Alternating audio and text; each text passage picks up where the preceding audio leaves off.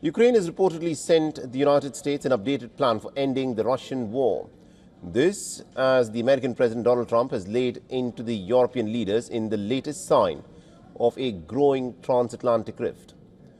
The first US plan involved Ukraine surrendering land that Russia has not even captured. It was seen by Ukraine and its European allies as caving into too many of Russia's hardline and maximalist demands, and it has since been revised.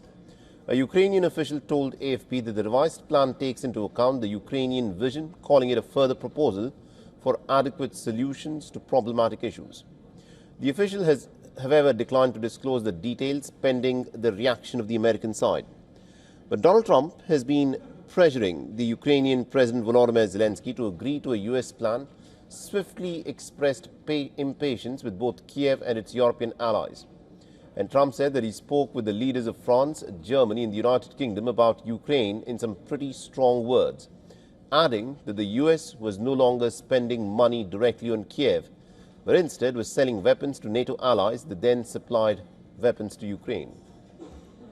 We're selling basically missiles and everything else to NATO, and NATO is paying us, and then they distribute it to who they want. I guess they're mostly distributing to Ukraine, but we're not spending money. But you know what we are? We're spending a lot of time and a lot of effort. On Monday, Ukraine's European allies put on a show of support for Zelensky as they expressed skepticism about parts of the latest US proposal to end the war. Trump further added that the Europeans wanted to hold fresh talks this weekend, but warned that this risked wasting time.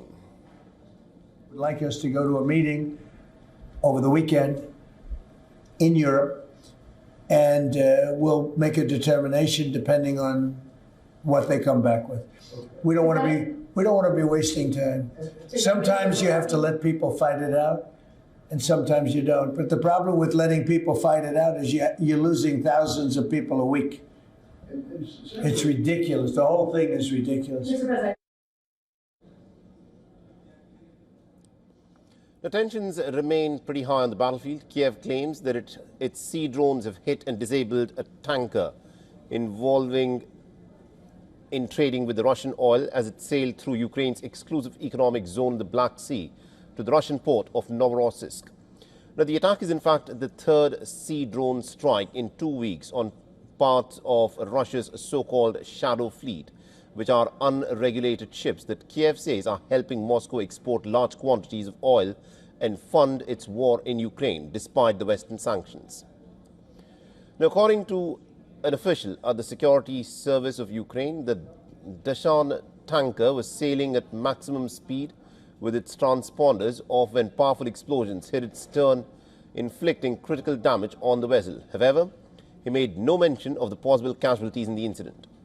Now, Russia claims that its air defense systems have downed as many as about 287 Ukrainian drones overnight, including 40 outside of Moscow.